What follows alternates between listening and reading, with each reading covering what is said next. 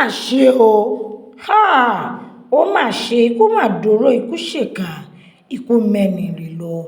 ikú mú gbajúgbajà akọrin jùjú ìlọ ta ni ikú mú lọ YK Ajoa mà ní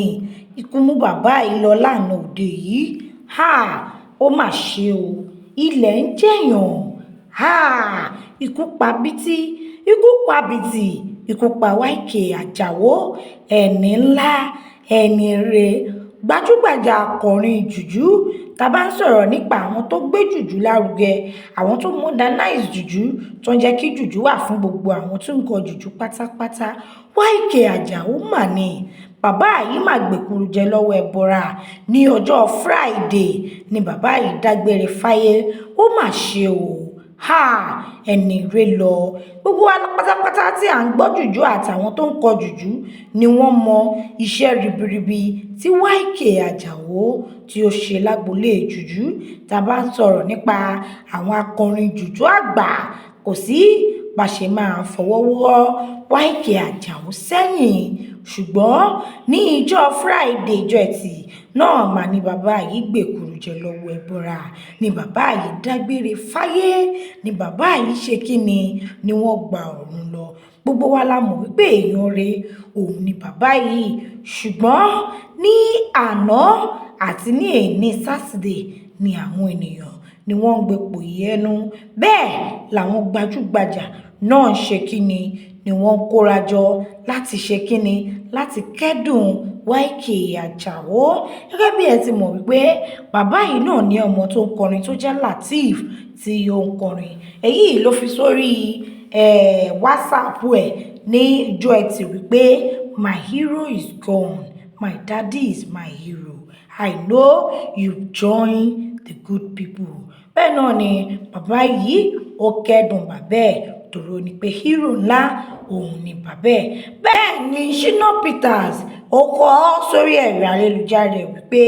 you were not just a friend you were my brother Prof YK Ajoa your sound your spirit your presence unforgettable thank you for everything I will carry the memory always rest well my brother your legend live on your music live on and you will never be forgettable bẹ́ẹ̀ náà ni òun ni Shina Peters ó kọ sórí ẹ̀rọ ayélujára láti fi hàn wípé èèyàn ńlá òun ni YK Ajoa fún bẹ́ẹ̀ làwọn èèyàn kẹ́dùn ẹ̀yìn agboolé jùjú ẹ mà kó àṣẹyìndé o ẹ kó àrò èèyàn bàbá YK Ajoa tó dágbére fáyé ọmọ rere ló máa gbẹ̀yìn wọn o gbogbo ẹ̀ lápàládùúrà wípé ọmọ rere ló máa gbẹ̀yìn bàbá YK Ajoa tí ó dágbére fáyé bẹ́ẹ̀ náà làwọn orin wọn àtàwọn iṣẹ́ tí wọ́n ti ṣẹlẹ̀ ohun má lè gbàgbé ni a sì máa tẹ̀síwájú láti fi ṣe ìrántí ohun rere tí wọ́n ti ṣe ìlànìkà mú wá fún yín lórí ohun tó ń ṣẹlẹ̀ wípé YK Ajoa ó ti dágbére fáyé o ire o tó bá tún yá àmàmú ètò bá ń lọ pàápàá tí a bá gbọ́ nípa ikú tó pa wọ́n àmúwá fún yín ó dàbọ̀ àwọn ń lọ fún ti sáà iná ire o. Owutu FM ètò tó bójú owó ní gbogbo Nàìjíríà ní gbogbo Nàìjíríà Owutu FM ètò tó bójú owó Owutu ni ẹ máa gbọ́ Owutu ni ẹ máa wò.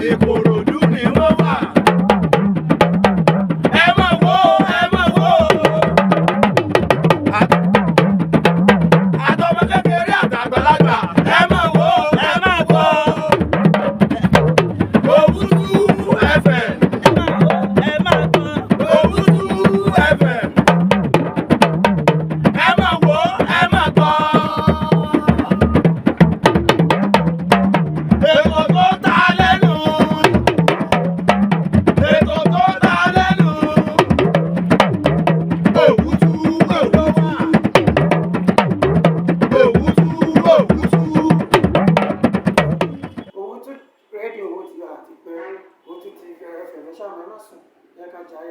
Gbajugbaja FM. Of the grassroots ní iléeṣẹ́ Owutu FM yẹ́sàlẹ̀ o máa gbọ́ má yí kúrò níbẹ̀ o ètò tó gbámúṣé polówó ọjà kájébù gbẹ́jẹ́ ètò tó fà kọyọ níléeṣẹ́ Owutu FM láti máa gbọ́ níléeṣẹ́ Owutu FM the mouthpiece of the grassroots yẹ́sàlẹ̀ lórí bẹ́ẹ̀ níléeṣẹ́ Owutu FM má yí kúrò níbẹ̀ má gbọ́ yẹ́sàlẹ̀ náà ni. Watching. Kindly subscribe to our YouTube channel, Owutu FM Lagos. Bye.